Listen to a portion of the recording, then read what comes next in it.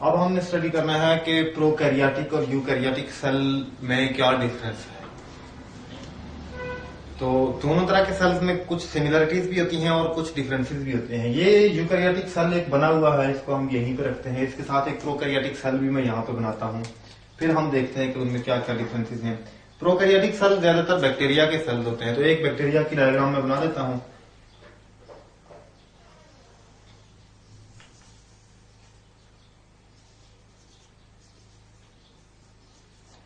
एक बैक्टीरिया है, उसके अंदर ये साइटोप्लाज्म है,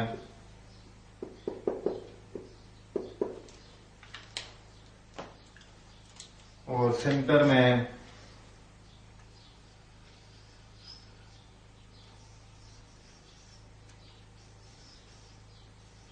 डीएनए भी मौजूद है। और बस यही चीजें होती हैं किसी बैक्टीरिया में। सेल वॉल भी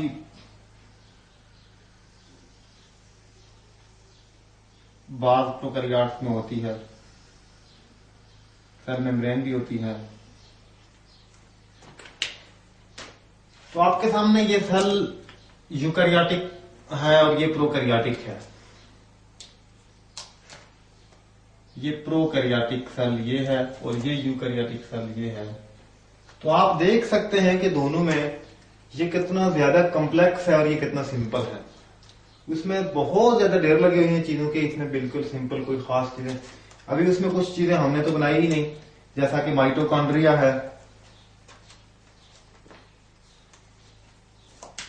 आपको पता है कि इसमें बहुत सारे माइटोकॉन्ड्रिया होते हैं।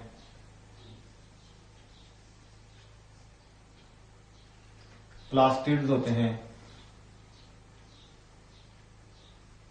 Mitochondria, plastids.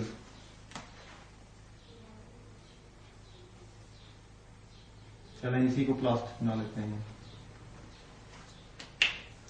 जबकि इसमें ऐसी कोई खास चीजें ज्यादा नहीं आपको नजर आती। डिफरेंसेस पहले डिस्कस करते हैं। ये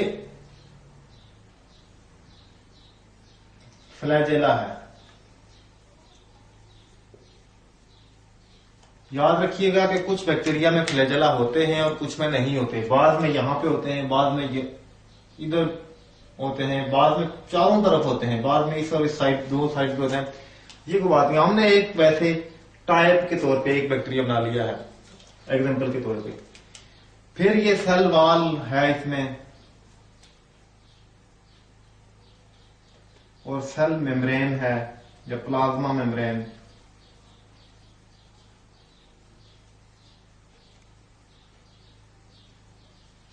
ये सेंटर में हम देख सकते हैं कि इसमें ये डीएनए या आरएनए, जो भी डीएनए है ये, और ये डीएनए क्रोमोसोम्स के अंदर मौजूद है।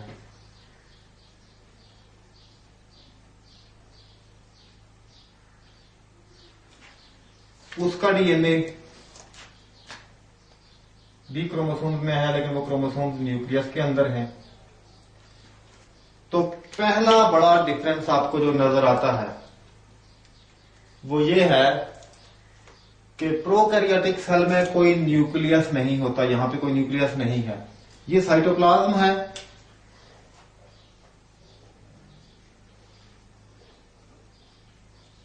और साइटोप्लाज्म के अंदर ही डीएनए मौजूद है या फिर क्रोमोसोम्स मौजूद हैं। लेकिन इसमें एक पूरा न्यूक्लियस है और न्यूक्लियस के अंदर डीएनए या क्रोमोसोम्स हैं।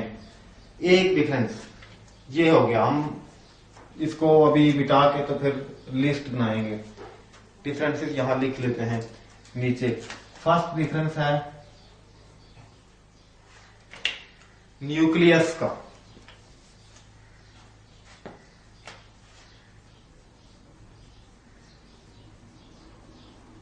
इनमें है, इनमें नहीं है। सेकंड डिफरेंस हम ये देखते हैं कि इनके अंदर जो क्रोमोसोम्स हैं वो यहां पे सेंटर में साइटोप्लाज्म के अंदर ही मौजूद हैं। उनके क्रोमोसोम साइटोप्लाज्म के अंदर नहीं है। लेकिन जो सेकंड डिफरेंस जो मैंने कहा वो ये नहीं है, वो ये है कि इसमें आप देखते हैं कि आपको ये ऑर्गेनेल नजर आता है मेम्ब्रेन बाउंडेड, ये नजर आता है, ये नजर आता है, ये नजर आते हैं, ये सारे के सारे ये जो हैं, तो बहुत सारे मेम्ब्रेन बाउंडेड ऑर्गेनेल हैं। इनमें कोई और ऑर्गेनेल नहीं है जो मेम्ब्रेन वाला हो।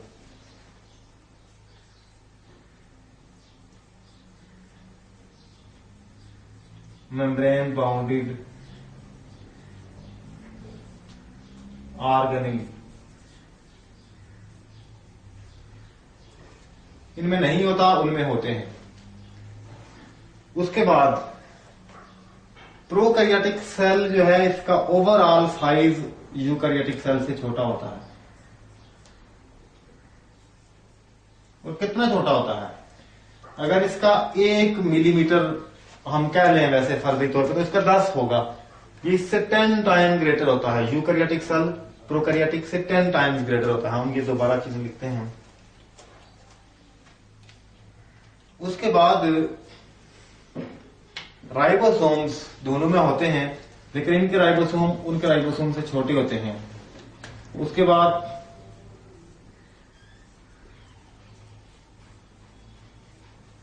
राइबोसोम छोटे हैं दोनों के। फिर जो प्रोकैरियोटिक सेल है, उनकी सेल वॉल का भी डिफरेंस है। प्रोकैरियोटिक सेल्स की जो सेल वॉल होती है वो पेप्टाइडोग्लाइकेन की बनी होती है, जो हमने पहले ही डिस्कस किया है। ये सेल वॉल है।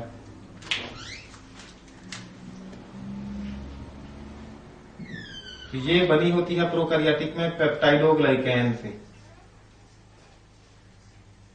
मैंने कहा था कि इसको म्यूरेन भी कहते हैं।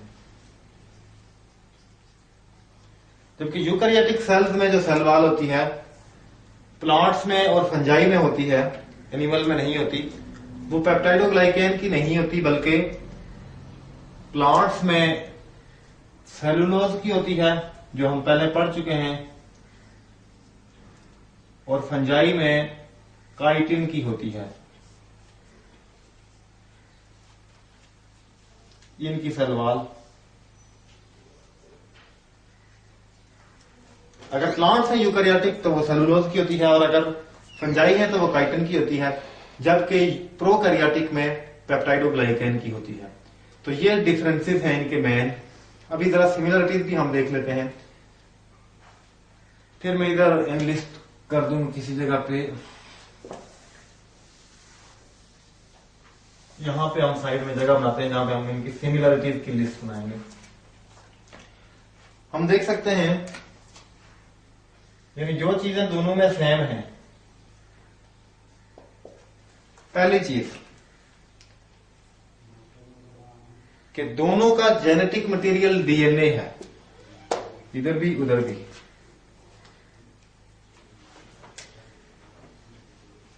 Both have DNA. क्रोमोसोम्स भी आप कह सकते हैं।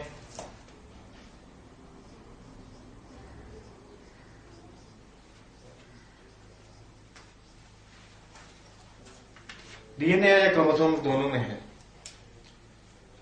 दूसरी बात, दोनों के बाहर मेम्ब्रेन है, सेल मेम्ब्रेन या प्लाज्मा मेम्ब्रेन।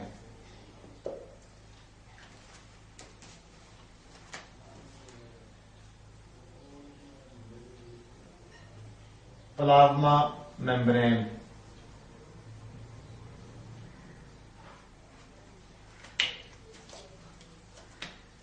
और तीसरी बात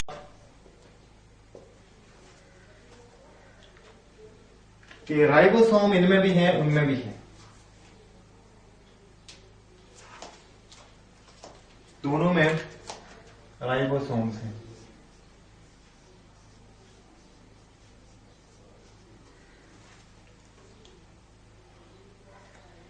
और जो आखिरी बात है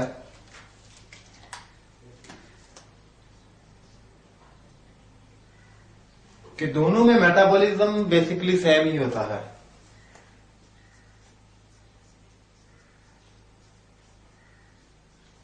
मेटाबॉलिज्म का हम डिस्कस कर चुके हैं, यानी मुख्तलिफ चीजों का मुख्तलिफ केमिकल रिएक्शन बस सेम ही होते हैं। अलबत्ता ये होता है कि इनमें कुछ रिएक्शन जो है वो, इनमें सारे ही रिएक्शन साइटोप्लाज्म में होते हैं प्रोकैरियोट्स में, लेकिन इनमें कुछ रिएक्शन माइटोकॉन्ड्रिया में हो रहे हैं, कुछ जो है वो प्लास्टिड्स में हो रहे हैं, कुछ कहीं हो रहे हैं। हाँ, ये डिफरेंस में खास बात कि इनमें ऑर्गेनाइजेशन नहीं होती प्रोकैरियोट्स में, लेकिन यूकैरियोट्स में ऑर्गेनाइजेशन होती है, डिवीजन ऑफ लेबर होती है, इनमें नहीं होती, उनमें होती है। ये इधर इसका जो डिफरेंस हमने देखा है, इसमें एक चीज ऐड कर लेते हैं। डिफरेंस दोनों में क्या है, नंबर 6 पे रखता हूं, डिवीजन ऑफ लेबर। इससे क्या मुराद है, यानी काम की तकसीम। ये देखें, हमने यूकैरियोटिक सेल में मुख्तलिफ काम करने के लिए मुख्तलिफ ऑर्गन स्पेसिफाई होते हैं, लेकिन प्रोकैरियोटिक में मुख्तलिफ ऑर्गन नहीं होते, ऑर्गेनल नहीं होते। इनमें सब के सब काम साइटोप्लाज्म में ही होते हैं। इनमें हमने पढ़ा है यूकैरियोटिक में कि एनर्जी जो प्रोड्यूस होती है वो माइटोकॉन्ड्रिया में होती है, रेस्पिरेशन इसमें होती है। प्लास्टिड्स के अंदर फोटोसिंथेसिस होती है, काम होता है। उसके बाद ये गाल्जी बॉडीज हैं, यहाँ पे प्रोटीन की पैकेजिंग होती है, मॉडिफिकेशन होती है, सेक्रेशन होती है सेल की। ये एंडोप्लाज्मिक रेटिकुलम है, वहां पे ट्रांसपोर्ट होती है और प्रोटीन बनती है। राइबोसोम्स में ये काम होता है। यानी हर काम के लिए अलग अलग ऑर्गेनल है, लेकिन इनमें कोई अलग ऑर्गेनल नहीं है। यानी डिवीजन ऑफ लेबर यूकैरियोटिक में है, प्रोकैरियोटिक में डिवीजन ऑफ लेबर नहीं है। तो जो सिमिलर चीजें थी वो ये थी कि दोनों में डीएनए या क्रोमोसोम्स होते हैं, दोनों में प्लाज्मा मेम्ब्रेन होती है, दोनों में राइबोसोम्स होते हैं और दोनों में एक जैसा मेटाबॉलिज्म होता है। एक और बात है कि दोनों डाइवर्स हैं। प्रोकैरियोटिक सेल की भी कई किस्में हैं और यूकैरियोटिक सेल की भी कई किस्में हैं। इस चीज को हम कहते हैं कि दे आर डाइवर्स। हम जानते हैं कि हजारों किस्म के बैक्टीरिया होते हैं और हजारों किस्म के बैक्टीरियाओं की किस्में कैसे होती हैं, आखिर वो डिफरेंट टाइप्स कैसे हैं एक यूकैरियोटिक प्रोकैरियोटिक की। जितने हजारों किस्म के बैक्टीरिया हैं, एक टाइप और दूसरी टाइप में क्या फर्क है, तो उनमें फर्क इन सेल्स का ही होता है। किसी में सेल वॉल, सेल मेम्ब्रेन और किस्म की होती है, दूसरे में एक और किस्म की होती है। बाद ग्राम नेगेटिव होते हैं, बाद ग्राम पॉजिटिव होते हैं, बाद में एक साइड पे फ्लैजेला होते हैं, बाद में दूसरी साइड पे होते हैं, बाद में फ्लैजेला होते ही नहीं, बाद का साइज बहुत छोटा होता है, बाद का साइज बड़ा होता है। बहरहाल ओवरऑल साइज की जहां तक बात है, हमने कहा है कि ऑन दी एवरेज जो प्रोकैरियोट का साइज है वो यूकैरियोट से 10 टाइम्स स्मॉलर है, या यूकैरियोट का प्रोकैरियोट से 10 टाइम ग्रेटर है। तो ये बात मैं यहीं पे लिख देता हूं कि यूकैरियोटिक सेल जो होता है वो 10 टाइम ग्रेटर होता है या लार्जर होता है देन प्रोकैरियोट। तो ये थे overall differences and similarities between prokaryote and eukaryote cell, या prokaryotic cell and eukaryotic cell.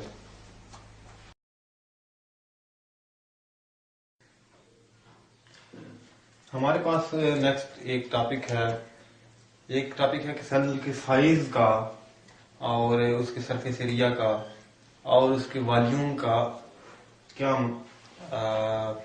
Ratio क्या होती हैं और इनकी वजह से क्या फर्क पड़ता है सेल्स पे।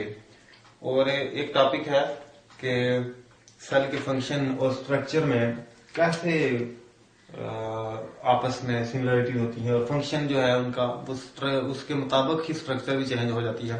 लेकिन सबसे पहले हमने जरा सा ये टॉपिक जो 4.4 है, इस टॉपिक में चूंकि सरफेस एरिया, वॉल्यूम और सेल के साइज की रेशो और इनका आपस में ताल्लुक बताया गया है, तो हम पहले इसकी थोड़ी सी बेसिक चीजें समझ लेते हैं कि ये एरिया, सरफेस एरिया और वॉल्यूम, ये चीजें क्या होती हैं। तो ये एरिया जो हमारे पास होता है, ये अगर हमारे पास एक चीज है, फर्ज करें कि क्यूब है। क्यूब वो होता है जिसकी सारी की सारी साइड्स इक्वल होती हैं। और साइड्स क्या होती हैं, मिसाल के तौर पे हम ये बुक है एक, इसको देखते हैं तो ये इसकी एक साइड है, ये इसके बिल्कुल अपोजिट दूसरी साइड है। ये एक साइड है, ये दूसरी साइड है, ये इसकी तीसरी साइड है और इसके अपोजिट इसकी ये चौथी साइड है। और नीचे ये भी एक साइड है, ये पांचवी साइड है। और ये ऊपर की जो सरफेस है, ये छठी है। तो 6 सरफेसेस होती हैं असल में।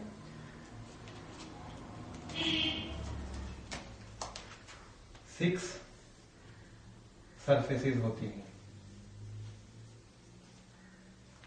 सबसे पहले हमने देखना एरिया क्या होता है। तो कोई भी चीज जो होती है उसका जो क्यूब है, फर्ज करेगा ये क्यूब है, तो इसकी सारी की सारी सरफेसेस इक्वल होंगी।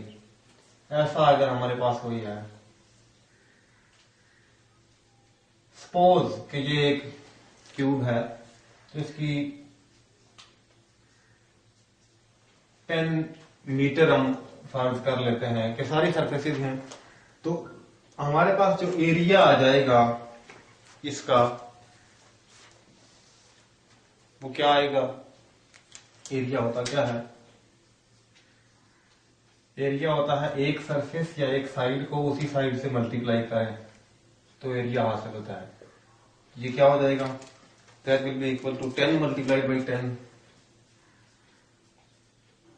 और ये इक्वल हो जाएगा 100 के। अब 10 मीटर था, उसको 10 मीटर से मल्टीप्लाई किया, 10 और 10 को मल्टीप्लाई किया तो 100 आ गया, और मीटर को मीटर से मल्टीप्लाई करेंगे तो मीटर स्क्वायर आ जाएगा। तो एक सरफेस का अगर हम एरिया मालूम करते हैं तो वो 100 मीटर स्क्वायर हो जाता है। जब हम वॉल्यूम मालूम करते हैं तो वॉल्यूम क्या है?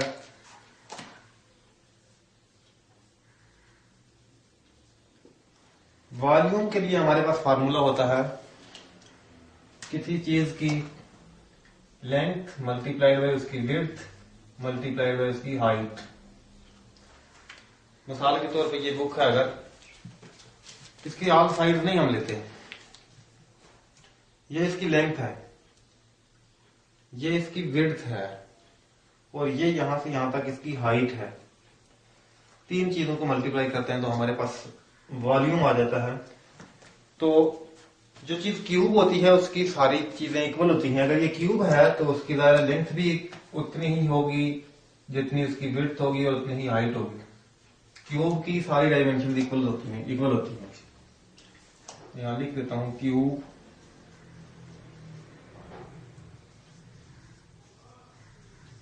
इक्वल सरफेसेस, उसकी सारी सरफेसेस इक्वल होती हैं। तो उसमें फिर हम क्या, हमारे पास का वॉल्यूम क्या आ जाएगा? अगर ये क्यूब है तो हमारे पास का वॉल्यूम आ जाएगा 1000। 1 मीटर को दूसरे से मल्टीप्लाई करेंगे तो मीटर स्क्वायर आ जाएगा, फिर मीटर से मल्टीप्लाई करेंगे तो मीटर क्यूब आ जाएगा। ये हमारे पास आ गया है इसका वॉल्यूम। ये एक साइड का एरिया।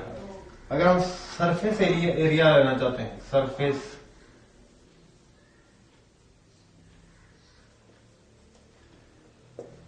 एरिया करिए, फिर इसकी टोटल जितनी भी सरफेसेस हैं, इस सरफेस का एरिया मल्टीप्लाई बाई, फिर प्लस करेंगे इस सरफेस का एरिया, इसको प्लस करेंगे ये नीचे वाली सरफेस का एरिया, फिर प्लस करेंगे इस सरफेस का एरिया, फिर प्लस करेंगे ये सरफेस का एरिया, और फिर प्लस करेंगे इस सरफेस के एरिया के साथ। यानी इसकी 6 सरफेसेस है। तो 6 बार हमने एरिया मालूम करना है, उसको फिर प्लस कर देना है। सिंपली हम यूं भी कर सकते हैं, इसको एरिया जो इसका 1 सरफेस का एरिया होगा उसके साथ मल्टीप्लाई करेंगे हम 6 को। Area of 1 surface multiplied by 6। तो ये क्या हो जाएगा? 1 सरफेस का एरिया था हमारे पास 100 मीटर स्क्वायर मल्टीप्लाइड बाई 6। तो 6 से हमने मल्टीप्लाई किया, ये हो जाएगा 600 मीटर स्क्वायर।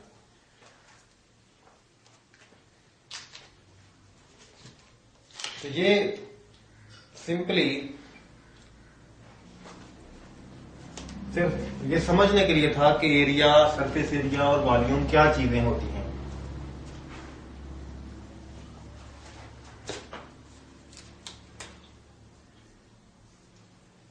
अब इससे हमने देखना है कि सेल्स जो क्यूब शेप के होते हैं मोस्टली, तो या फिर हम फर्ज कर लेते हैं कि सेल्स हैं कुछ क्यूब शेप के, कि अगर कोई सेल बड़ा होगा तो उसका सरफेस एरिया और वॉल्यूम में क्या रेशियो होगी, और अगर कोई सेल छोटा होगा तो उसके सरफेस एरिया और वॉल्यूम में क्या रेशियो होगी। सिंपली हमने ये देखना है।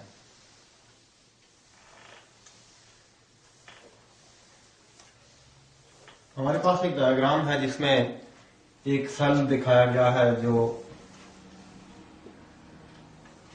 क्यूबॉइडल है, क्यूब है और 30 माइक्रोमीटर उसकी एक साइड है।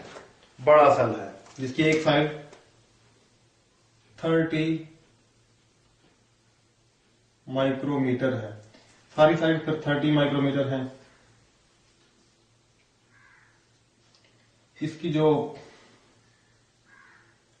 पीछे की तरफ मोटाई है वो भी 30 है और जितनी भी साइड हैं ऑल साइड आर 30 माइक्रोमीटर। तो वो कहते हैं कि इसका ये सेल बड़ा है तो इसका टोटल सरफेस एरिया क्या है, सॉरी टोटल इसका पहले हम देखते हैं कि एरिया क्या बनता है। 30 multiply by 30 is equal to, इसका एरिया आ जाएगा 900 माइक्रोमीटर स्क्वायर। फिर इसका वॉल्यूम क्या आ जाएगा, वॉल्यूम के लिए हम 30 को 3 बार मल्टीप्लाई कर देंगे।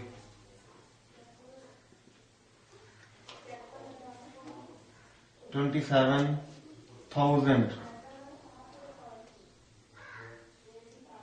माइक्रोमीटर क्यूब वॉल्यूम की यूनिट चूंकि क्यूब में होती है। तो फिर वो कहता है कि इसका अगर हम सरफेस एरिया मालूम करना चाहें तो सरफेस एरिया का अभी हमने क्या देखा है कि एरिया को मल्टीप्लाई करते हैं 6 से।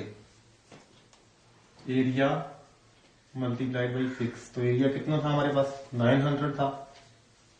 इसको हम मल्टीप्लाई करेंगे 6 से तो that will be equal to 5400।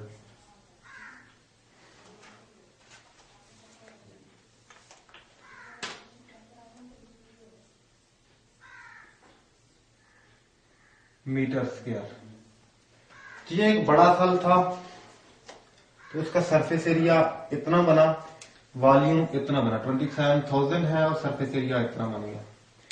अब वो कहते हैं कि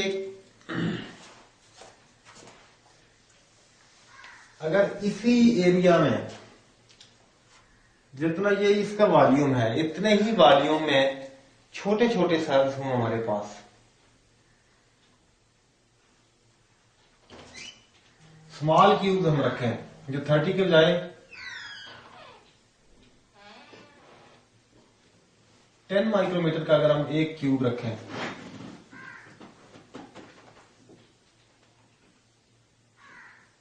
तो जितना इसका एरिया है उतने ही एरिया सारे, जितना इसका वॉल्यूम है उतने ही वॉल्यूम में हमारे पास 27 छोटे क्यूब आ जाएंगे।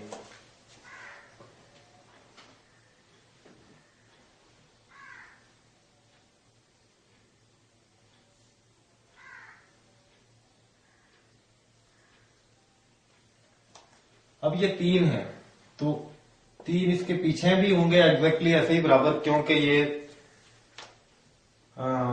क्यूब है और इसकी मोटाई भी उतनी ही होनी चाहिए। और फिर 3 इस तरफ भी ऐसे ही होंगे।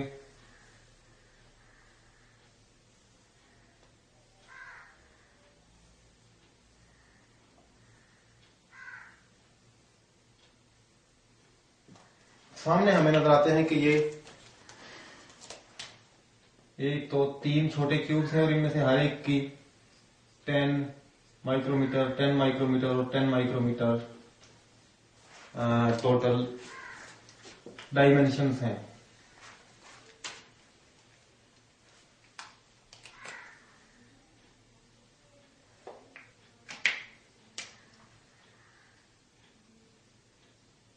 तो टोटल ये भी 30 माइक्रोमीटर की एक डायमेंशन बन जाती है। फिर ये भी 10 है, 30 इधर से भी बन जाती है, फिर ये भी 30 बन जाते हैं, वो भी 30 बन जाते हैं। और ऐसे ही इसकी जो मोटाई है उसमें भी ये चूंकि 3 सेल्स हैं तो इन सब की डायमेंशन जो है वो 30 माइक्रोमीटर बन जाती हैं, जो कि इसके इक्वल। तो अगर हम वॉल्यूम इसका लेंगे तो वो इसके इक्वल हो जाएगा, इसलिए कि टोटल इसका जो वॉल्यूम है वो इस साइड पे 30 है, इसकी ये डायमेंशन मल्टीप्लाइड बाई ये भी 30 है, मल्टीप्लाइड बाई इसकी मोटाई भी 30 होगी।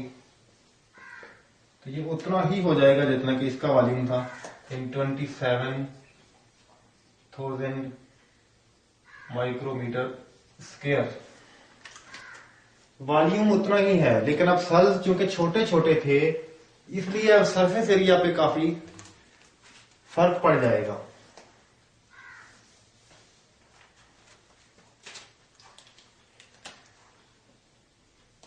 वॉल्यूम इसका है 27,000 माइक्रोमीटर स्क्वायर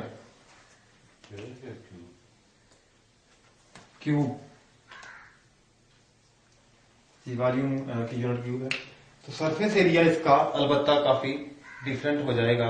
और सरफेस एरिया हम किस तरह से मेजर करेंगे, हर एक का अलग से सरफेस एरिया मेजर करें तो एक स्मॉल क्यूब का सरफेस एरिया कितना हो जाएगा, सरफेस एरिया ऑफ 1 क्यूब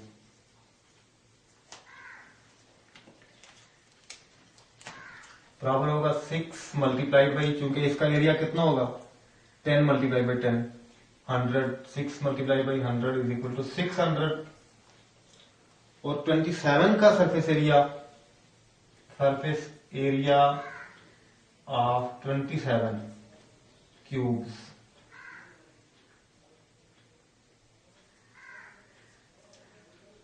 ये इक्वल हो जाएगा 27 multiplied by 600 is equal to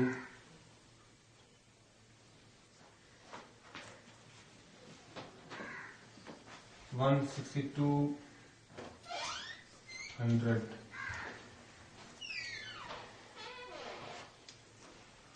16,200 micrometre square surface area. अब हम देख सकते हैं कि उतने ही वॉल्यूम में जब सिर्फ एक सेल था तो सरफेस एरिया उसका था सिर्फ 5,400, सॉरी ये मीटर नहीं है, माइक्रोमीटर स्क्वायर।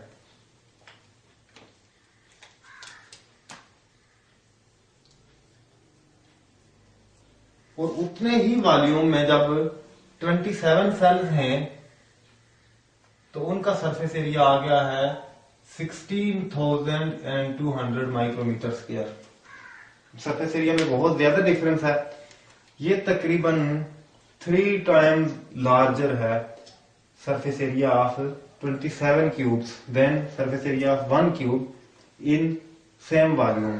अब ये बायोलॉजी में या फिर सेल्स में इनकी क्या इंपॉर्टेंस है surface area to volume ratio की, वॉल्यूम सेम ही है, उतना ही है। हम देखते हैं कि एक जगह पे वॉल्यूम और सरफेस एरिया की यहां पे क्या रेशियो है, यहां पे है 27,000 रेशियो 5,400 और वहां पे है 27,000 रेशियो 16,400। तो काफी ज्यादा फर्क पड़ गया है। अगर हम इसको सिंप्लीफाई करें तो ये हो जाएगा 270 रेशियो 54। मजीद हम सिंप्लीफाई कर सकते हैं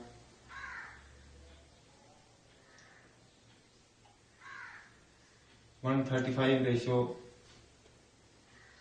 27।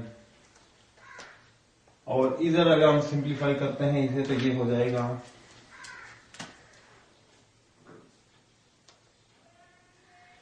135 रेशियो 82।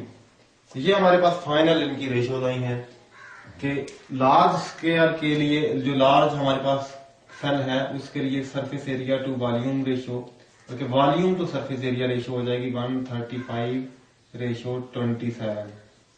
और जो स्मॉल हैं, अगर हमारे पास स्मॉल सेल्स हैं उसी वॉल्यूम में तो उनके लिए हमारे पास रेशियो आ जाएगी 1:5।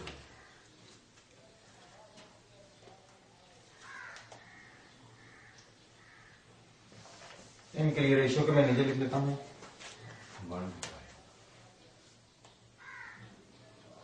135 to 82।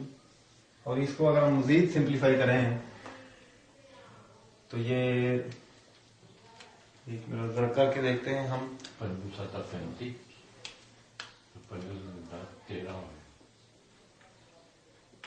इसको 1 to 5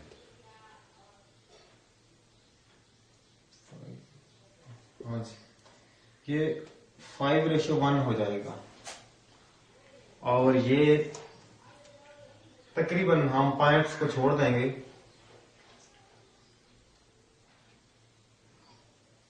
ये 2:1 भी नहीं हो सकता, ये उससे भी कम बनता है। ये 2:0.8 समथिंग इतना बनता है। या फिर हम ये अगर इसको 5 ही रखें, ये 5:3 के करीब बन जाता है। यूं हमारे पास हमें पता चला कि इनकी अगर ये रेशो होगी कि वॉल्यूम ज्यादा होगा और सरफेस एरिया कम होगा। यहाँ पे वॉल्यूम अगर ज्यादा है, सरफेस एरिया भी ज्यादा है। अब हमारे पास वॉल्यूम जब सेम हो गया और सरफेस एरिया एक में 1 है और एक में 3 है, या फिर हमारे पास वॉल्यूम यहाँ पे सेम था 27,000 और सरफेस एरिया एक जगह 5400 है और दूसरी जगह 16400 है, तो फर्क क्या पड़ेगा? सिंपल बात है।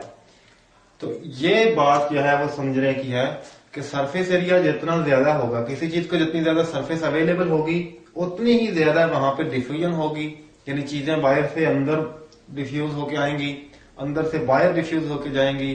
ट्रांसपोर्ट उतनी ही ज्यादा होगी, उतने ही ज्यादा वहां पे एंडोसाइटोसिस होगी, पेनोसाइटोसिस होगी, फेगोसाइटोसिस होगी, उतने ही ज्यादा वो सेल सेक्रीशन कर सकता है। और सेल का जो रेट होता है वो रेट बहुत तेज हो जाएगा। ये मैं यहां पे लिखता हूं कि रेट किसका? Rate of transport and rate of activities. ये क्लियर बात है कि जिस सेल को जितनी तेज रफ्तारी से ऑक्सीजन मिलेगी उतनी ही तेज रफ्तारी से ऑक्सीजन का जितना रेट होगा, फॉर एग्जाम्पल ऑक्सीजन अब्जॉर्प्शन, अगर इसका रेट हाई होगा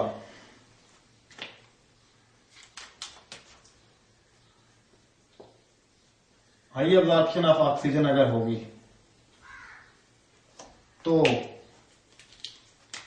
इसका लाजमी नतीजा है कि हाई रेट ऑफ मेटाबॉलिज्म होगा, या फिर रेस्पिरेशन का रेट हाई होगा। जब रेस्पिरेशन का रेट हाई होगा तो ज्यादा से ज्यादा एनर्जी रिलीज होगी या बनेगी। अब एनर्जी रिलीज का रेट भी हाई होगा, high rate of energy production. जब high rate of energy production होगा तो वो सारे के सारे काम जो एनर्जी के ही मात्रा होते हैं, एनर्जी ही के जो मतलब एनर्जी ही की जिन्हें जरूरत होती है, एनर्जी के बगैर वो नहीं हो सकते, तो जाहिर है वो सारे काम भी तेज होंगे। तो इस तरह से वो सारे सेल्स जिनका साइज छोटा होता है उनको सरफेस एरिया ज्यादा मिल जाता है, तो उनकी तमाम काम करने की रफ्तार भी तेज होती है, वो ज्यादा क्विक होते हैं, ज्यादा एक्टिव होते हैं और वो बेहतर सर्वाइव कर सकते हैं। यहाँ पे हम जो फाइनल कंक्लूजन लिखते हैं वो ये लिखते हैं, अब ये सिर्फ एक ऑक्सीजन की मैंने एग्जांपल दी है, यहाँ पे तमाम फूड के न्यूट्रिएंट्स, ग्लूकोज, दूसरे कार्बोहाइड्रेट्स, उसके साथ प्रोटीन के सारे amino acids, nucleic acids, lipids, lipid के सारे कंपोनेंट्स, सारे हार्मोन्स, एंजाइम्स एटसेट्रा, जितनी भी चीजें हैं उनके अंदर और बाहर जाने की जो रफ्तार होगी। फिर यह है कि आयन्स होते हैं, पोटेशियम आयन होते हैं, कैल्शियम आयन होते हैं, sodium ion, chloride ion etcetera, बहुत सारे आयन होते हैं। इनके अंदर और बाहर जाने की वजह से बेशुमार फंक्शंस बॉडी में होते हैं, खास तौर पे जैसे कि हमारी नर्व ट्रांसमिशन है। हमारे नर्व ट्रांसमिशन से मुराद यह है कि दिमाग से लेके पांव के अंगूठे तक और हाथ तक और किसी भी जगह तक जो मैसेज जाता है वो इम्पल्स होती है, और वो इम्पल्स सिर्फ और सिर्फ इसी तरह चलती है कि पोटेशियम आयंस और सोडियम आयंस एक खास सेल की मेम्ब्रेन से, और पोटेशियम आयन इनकी मूवमेंट पर डिपेंड करती है। अब जितना ज्यादा सरफेस एरिया होगा तो जाहिर है इनकी मूवमेंट उतनी ज्यादा होगी, और जितनी ज्यादा इनकी मूवमेंट होगी उतनी ही ज्यादा हमारी जो नर्व इंपल्स है वो तेजी से पहुंचेगी किसी भी जगह पे, इतना हमारा नर्वस सिस्टम ज्यादा बेहतर काम करेगा। और जितना सरफेस एरिया कम होगा तो उतनी ही इनकी मूवमेंट भी कम होगी, और उतने ही हमारी नर्व इंपल्स स्लो होगी, और हमारा दिमाग किसी जगह तक पैगाम पहुंचाने में काफी सुस्ती का मुजाहरा करेगा। तो ये चंद एक एग्जाम्पल थे मैंने बताया कि इसके अलावा न्यूट्रिएंट्स जितने भी हैं, जितने भी आयंस हैं, मिनरल्स हैं, ये सारे के सारे डिपेंड करते हैं, इनकी जो ट्रांसपोर्ट है, इन सब की ट्रांसपोर्ट डिपेंड करती है कि सेल का सरफेस एरिया ज्यादा हो। तो हमने देखा कि सरफेस एरिया किसका ज्यादा है, smaller cells have large surface area to volume ratio। मतलब यह है कि वॉल्यूम जब कांस्टेंट हो तो स्मॉलर सेल्स का सरफेस एरिया ज्यादा होता है लार्जर सेल्स की निस्बत, और लार्जर सेल्स का कम होता है। और इसका रिजल्ट क्या होता है कि जब सरफेस एरिया अगर ज्यादा होगा तो उसके लाजमी नतीजे के तौर पे they are more efficient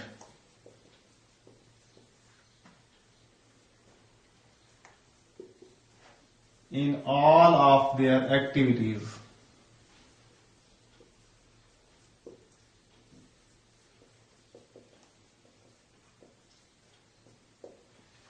ji, efficient से क्या मुराद है, वो किसमें एफिशिएंट है, वो ज्यादा तेजी से रेस्पिरेशन भी करते हैं, वो ज्यादा तेजी से मेटाबॉलिज्म करते हैं, एनाबॉलिज्म, कैटाबॉलिज्म, लिपिड की सिंथेसिस, प्रोटीन की सिंथेसिस, ग्लूकोज की सिंथेसिस, ग्लूकोज की ब्रेक डाउन, इसके अलावा हार्मोन्स की बनाना, काल्जी बॉडीज के अंदर जो काम होते हैं उनकी सारी की सारी, जितने ज्यादा जाहिर वेसिकल, जितने ज्यादा हार्मोन्स बन रहे हैं, अगर वो सेल से बाहर नहीं निकल सकते तेजी से तो फिर पीछे और भी कम बनेंगे, सेल में इतनी जगह नहीं होती। इसी तरह से वाटर को अंदर लाना, एक्स्ट्रा मटेरियल है, अमोनिया है, यूरिया है, यूरिक एसिड है, क्रिएटिनिन, हाइपोजेंथीन एटसेट्रा बेशुमार होते हैं, कार्बन डाइऑक्साइड, इन सबको सेल से बाहर निकालना है। तो जितना ज्यादा सरफेस एरिया होगा उतने ही ज्यादा एफिशिएंटली ये सारे काम होंगे।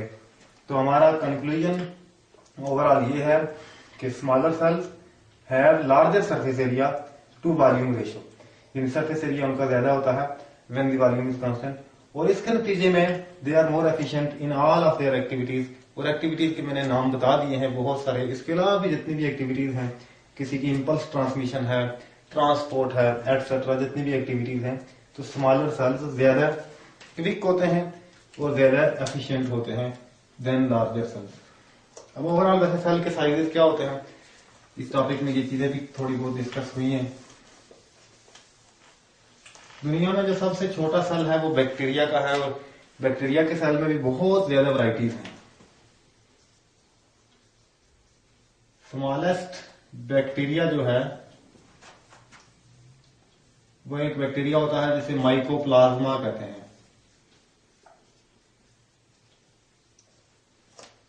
और इसका डायमीटर होता है 0.1 माइक्रोमीटर। और लार्जेस्ट जो सेल होते हैं, देखें ये एग्स होते हैं ऑफ बर्ड। बर्ड में जैसे हम जानते हैं कि मुर्गी का अंडा होता है, इनका अंडा, ये भी एक सेल है पूरे का पूरा, सिर्फ एक सेल। और इसके अलावा खास तौर पे जो सबसे लार्जेस्ट जो हम कहते हैं, तो जाहिर है हमने भी चुनना है कि कोई एक जो सबसे बड़ा हो। तो बहुत सारी जैसे शुतुरमुर्ग का अंडा है। वैसे नॉर्मली हम कोई भी अंडा ले लेते तो हम कहते हैं कि सेल्स जो हैं, सेल की टाइप में, चूंकि एग एक टाइप है, तो वही असल में सबसे बड़ा जो एग है वो, सॉरी, सबसे बड़ा जो सेल है वो एग है। कोई भी एग आप ले लें बर्ड्स का, किसी भी बर्ड का, तो वो सेल की टाइप में सबसे बड़ा है। अब इतने कम से लेके इतने बड़े डायमीटर के दरमियान में डिफरेंट टाइप ऑफ सेल्स होते हैं, डिफरेंट साइजेस होते हैं सेल्स के। तो जितने ज्यादा साइज किसी चीज का कम होता है उतना ही वो ज्यादा एफिशिएंट होता है, और उसके अंदर जैसा कि हम अभी पढ़ चुके हैं कि तमाम काम ज्यादा एफिशिएंटली होते हैं। तो दूसरा हमारे पास जो खास बात है कि सेल सारे के सारे जो हैं वो सिर्फ एक ही टाइप के नहीं होते हैं। हम ऐसा नहीं समझते कि कोई सेल क्यूब टाइप होते हैं सारे, या फिर ये है कि राउंड होते हैं या फिर रॉड शेप होते हैं, ऐसा नहीं है। सेल्स की तकरीबन सिर्फ ह्यूमन में cells have different shapes.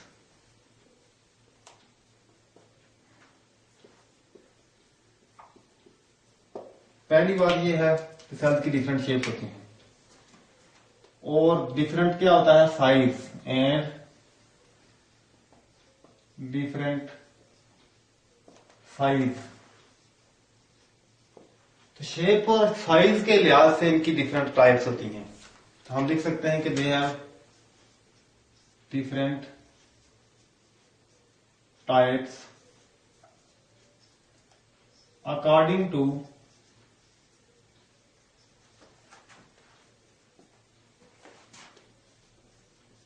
Shape and size. सिर्फ ह्यूमन में 200 टाइप्स ऑफ सेल्स होती हैं on the base of shape and size. 200 cells नहीं होते, 200 टाइप ऑफ सेल्स होती हैं, और सेल्स की तादाद बिलियंस में होती है। 200 types of cells in human. सिर्फ इंसान में 200 से ज्यादा टाइप्स ऑफ सेल्स हैं। कुछ एग्जांपल्स मैं यहां पे देता हूं।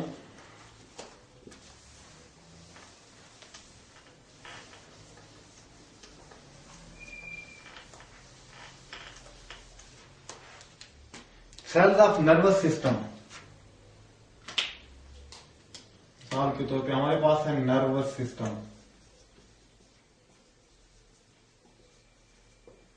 नर्वस सिस्टम के सेल्स होते हैं न्यूरॉन, और बाज़ औक़ात न्यूरॉन इतने लंबे होते हैं कि 1 मीटर 2 मीटर तक भी लंबे होते हैं। 2 मीटर किसी इंसान का मतलब अच्छे खासे लंबे इंसान का कद होता है।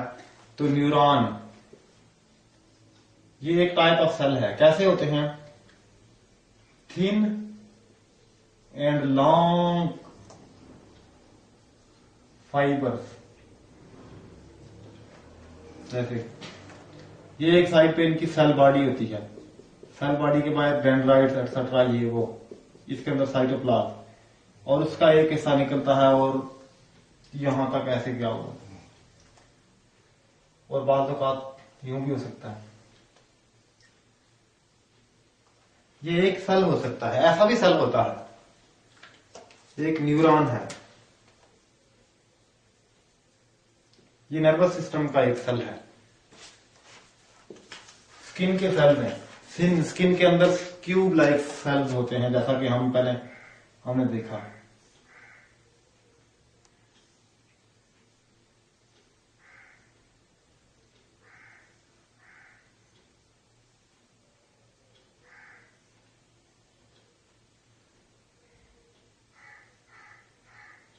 इस तरह के सेल्स हैं स्किन के।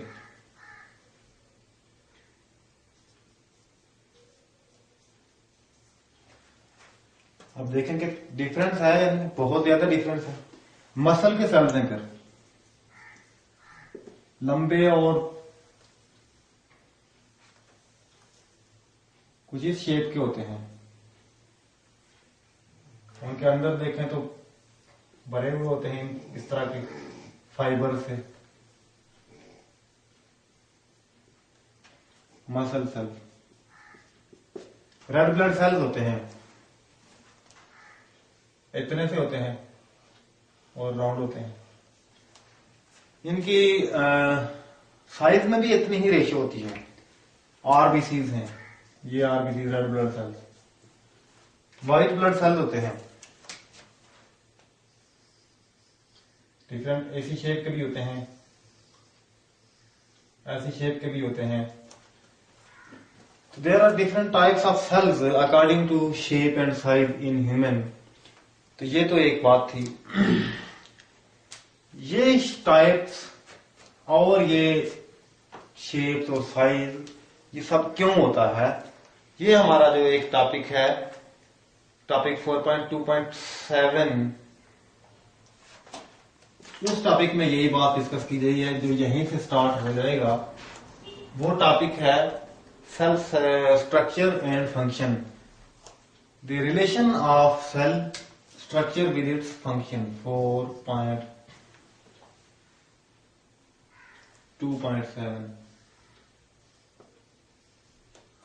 relationship of cell with its structure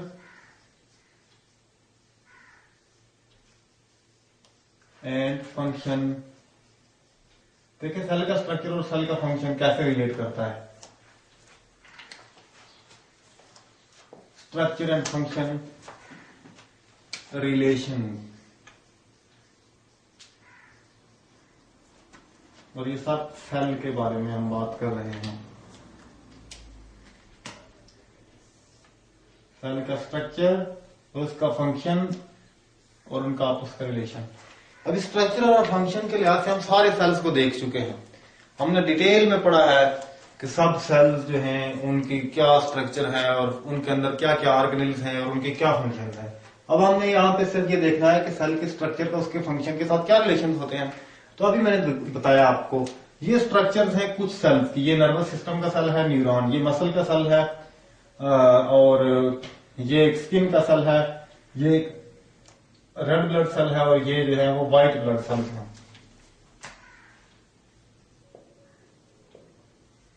बहुत सारे सेल्स को आप देखेंगे लिवर के अंदर जो सेल्स हैं, एंडोथेलियल सेल्स हैं, एपिथेलियल सेल्स हैं, फ्लॉ सेल्स हैं, ग्लैंड के सेल्स हैं, उनकी और ही होती है। हमारे बोन्स के सेल हैं, हड्डियों के, हमारे दांतों के सेल्स हैं, सब चीजें जो कि सेल से बनी है, सबकी डिफरेंट टाइप्स हैं। और ये टाइप्स जो हैं ये किस बेस पे हैं, ये base of shape and size हैं। और शेप और साइज की बेस पे ये क्यों है, बिकॉज ऑफ देयर फंक्शन, क्योंकि इनके फंक्शन डिफरेंट हैं। देखिए कि जैसा कि मैं इन्हीं की बात करता हूं, न्यूरॉन जो है नर्वस सिस्टम के सेल, इनका काम है नर्व इंपल्स को एक जगह से दूसरी जगह ले जाना। फर्स्ट ये ब्रेन के अंदर है ये हिस्सा इसका, तो ये बाकी हिस्सा ये पूरी रीढ़ की हड्डी में से गुजरता हुआ यहां तक ये एक मैसेज लेके जाएगा। यहां तक मुमकिन है कि ये एरिया लेग में हो। अब ब्रेन से लेग के एक एरिया तक इसने एक मैसेज लेके जाना है, तो इसके लिए ऐसा सेल तो नहीं काम आ सकता, ऐसा भी नहीं काम आ सकता, ये सेल भी कुछ नहीं कर सकता। इसके लिए ऐसे ही सेल की जरूरत थी जो पतला और लंबा हो, जो एक फाइबर की तरह, एक तार की तरह बिछा हुआ हो, ताकि वो एक मैसेज को तेजी के साथ ले जाए। तो देखें इसका फंक्शन है मैसेज को आगे पास करना, मैसेज कैरी करना या मैसेज कन्वे करना या ट्रांसमिशन करना। असल में इसको इंपल्स को के पास होने के लिए जो स्पेसिफिक वर्ड है वो इंपल्स ट्रांसमिशन है इस मैसेज के लिए। इंपल्स, उस मैसेज को हम इंपल्स कहते हैं, ट्रांसमिशन। तो जैसा काम है वो चीज वैसी ही बन गई।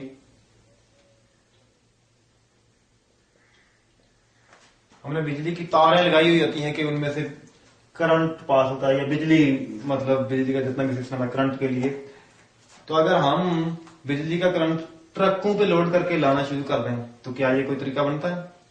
ये बिल्कुल ही उसका कोई बनता ही नहीं। ऐसे ही हम रेड ब्लड सेल्स जो जा रहे हैं पूरे ब्लड के अंदर चल रहे हैं, सर से लेके पांव तक ये भी घूम रहे हैं, तो हम ये इंपल्स को रेड ब्लड सेल्स के जरिए क्यों नहीं ट्रांसफर करते? तो ये बिल्कुल ऐसे ही है, क्योंकि ये जो इंपल्स होती है ये जैसे ये करंट होता है, ये करंट की शक्ल में, चार्जेस की शक्ल में ट्रांसमिट होती है। और रेड ब्लड सेल भी कोई चीज ढोते हैं जैसे ट्रक में। रेड ब्लड सेल का काम है ऑक्सीजन को और कार्बन डाइऑक्साइड को ट्रांसपोर्ट करना। तो ये हमारी बॉडी के अंदर इस मकसद के लिए इनकी स्ट्रक्चर में भी ये चेंजेस आई होती है कि इनके अंदर बहुत बड़ा एक मॉलिक्यूल हीमोग्लोबिन का होता है जिसमें आधा सेल घिरा हुआ होता है। तो वो हीमोग्लोबिन, मैं नाम भी लिख देता हूं यहां हीमोग्लोबिन का,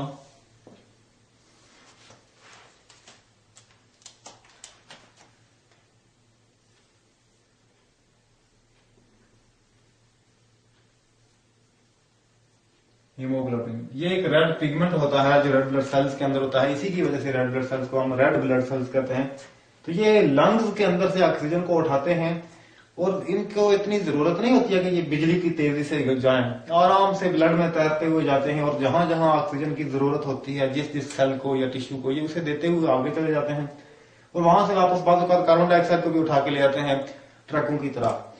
लेकिन नर्व के लिए चूंकि बहुत फास्ट बिजली की सी तेजी के साथ जाने की जरूरत है कि अगर आपके पांव में कांटा चुभा है तो उसी वक्त दिमाग को मालूम होना चाहिए। इसके लिए फिर ये सिस्टम है जो वायर्स का सिस्टम है, इसके लिए ये सेल इस तरह के हो गए हैं जो एक सेकंड में कई दूर तक एक इंसान ही, अगर एक इंसान का कद 500 फुट भी होता तो एक सेकंड में उसके पांव से सर तक उसका ये मैसेज पहुंच जाता। तो ये सिस्टम इसीलिए फास्ट है और इसी वजह से ये इसकी ये स्ट्रक्चर हुई है। फिर ये मसल्स हैं, इनका काम है कंट्रैक्ट करना। इसके अंदर बेशुमार फाइबर लगे हुए हैं। ये फाइबर इसीलिए हैं कि ये सारे इन सब के अंदर ट्यूबुलिन, एक्टिन, माइसिन प्रोटीन हैं। तो ये सारी प्रोटीन कंट्रैक्ट कर सकती हैं। जब ये कंट्रैक्ट करेंगी तो एक चीज जो है वो शॉर्ट हो जाएगी, यहां तक आ जाएगी, पावर लगेगी इस पे और ये पुल हो जाएगी। और स्किन के सेल ये डेड सेल होते हैं, इनका काम होता है सिर्फ और सिर्फ प्रोटेक्ट करना। इसलिए एक दूसरे के साथ जुड़ के बहुत क्लोजली एक लेयर बनाई होती है इन्होंने, जिसमें से बैक्टीरिया, वायरस एटसेट्रा ये वो चीजें अंदर न जा सके। तो ये है कुछ स्ट्रक्चर्स जो हैं सेल्स की, वो अकॉर्डिंग टू देयर फंक्शन। यहाँ पे और भी surface area to volume ratio भी इनका इसीलिए कुछ का बहुत ज्यादा होता है, कुछ का बहुत कम होता है। जिसको जितनी जरूरत है उतना ही वो उस लिहाज से ज्यादा या कम हो जाता है। और ऑर्गेनेल्स भी डिफरेंट सेल्स में बहुत ज्यादा होते हैं और कुछ में कम होते हैं। फॉर एग्जाम्पल वो वाले सेल्स जो लिवर में हैं, हमने बात की थी, उनमें डिटॉक्सिफिकेशन भी उन्होंने करनी है, सेक्रेशन भी करनी है। और पेंक्रियाज में जो ग्लैंड में होते हैं, उन सब ऑर्गेनेल्स में और उन सब सेल्स में एंडोप्लाज्मिक रेटिकुलम और गोल्जी बॉडीज बहुत ज्यादा होती हैं एज कंपेयर टू अदर्स, क्योंकि उन्होंने सेक्रेशन करनी है, नई चीजें बनानी है। और जो सेल हमारे मसल के सेल्स हैं, इन सेल्स में चूंकि एक्टिविटी करनी होती है, इनको एनर्जी ज्यादा चाहिए होती है, इसलिए इनके अंदर माइटोकॉन्ड्रिया ज्यादा होते हैं। इसी तरह से वो सेल्स जो प्लांट्स में होते हैं, सारे प्लांट्स के अंदर वो सेल जो लीफ में होते हैं, उन्होंने चूंकि उन्होंने फोटोसिंथेसिस ज्यादा करनी होती है, इसलिए उनके अंदर क्लोरोफिल बहुत ज्यादा होता है। तो ऐसे ही सेल्स की डिफरेंट टाइप्स के अंदर न सिर्फ उनकी डिफरेंट स्ट्रक्चर्स होती हैं, उनकी साइज डिफरेंट होता है, उनकी शेप डिफरेंट होती है, बल्कि उनके अंदर ऑर्गेनेल्स भी डिफरेंट होते हैं। सब कुछ किस लिए होता है? बिकॉज ऑफ देयर फंक्शन, कि अपने फंक्शन के लिए, ताकि वो बेहतर से बेहतर फंक्शन कर सके। तो ये है सारे का सारा सेल की relationship of cell function with cell structure. And दूसरा हमने इधर ही किया है कि relationship of cell size with their surface area and volume ratio.